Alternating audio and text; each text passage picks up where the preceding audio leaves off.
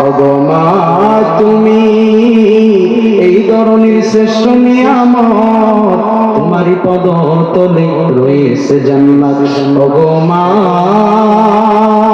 ওগো মা তুমি এই ধরনের শ্রেষ্ঠ নিয়ামত, তোমারই পদতলে রয়েছে জান্নাত।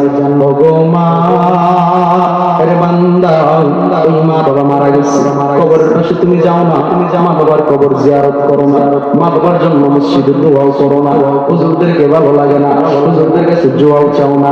আরে বান্দা, পরে দোয়া করার চাইতে নিজের সন্তান যদি মা বাবার জন্য দোয়া করে বুলেট গতিতে মালিকের আরশ পর্যন্ত চলে যায়, কথা কোন ঠিক কিনা?